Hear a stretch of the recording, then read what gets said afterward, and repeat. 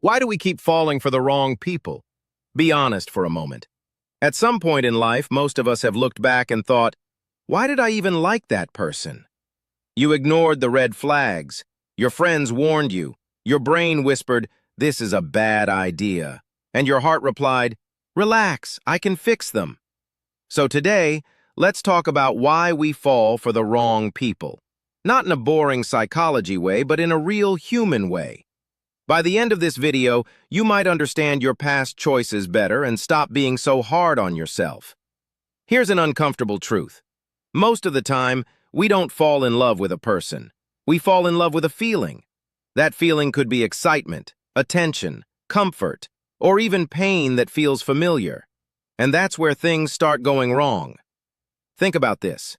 Have you ever met someone who was calm, kind, emotionally stable, and you felt bored around them? But then someone else showed up, unpredictable, confusing, hot and cold, and suddenly your heart was racing. You didn't choose chaos because you're foolish. You chose it because chaos felt alive. For many people, the nervous system is used to stress, not peace. When life has been full of emotional ups and downs, calm feels strange. Stability feels dull. Silence feels uncomfortable. So your mind says, this doesn't feel like love. What it really means is, this doesn't feel familiar. And familiarity is powerful.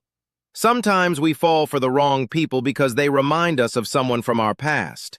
Maybe they give love only sometimes. Maybe you have to earn their attention. Maybe they pull away just enough to keep you chasing. Your brain thinks, this feels normal, even if normal was painful. So you're not choosing a partner, you're replaying an old story and hoping this time it ends differently. Another big reason we fall for the wrong people is loneliness. Loneliness quietly lowers your standards. When you're lonely, red flags start looking harmless.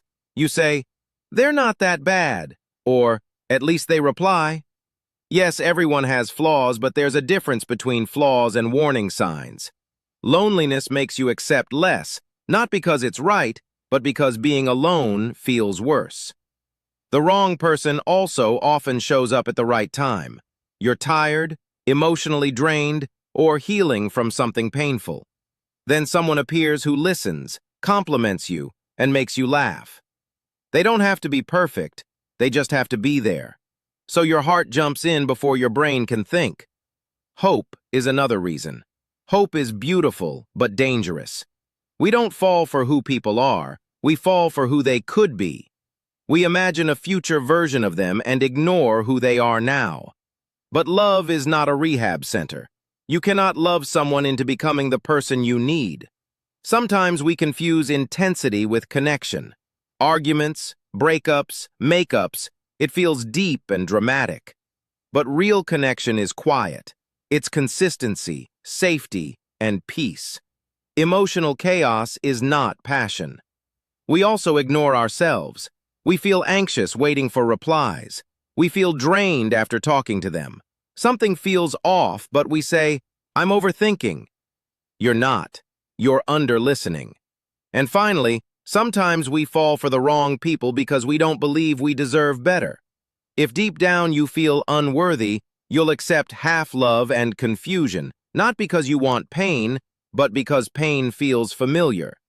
So why do we fall for the wrong people? Not because we're weak or foolish. We fall because we're human.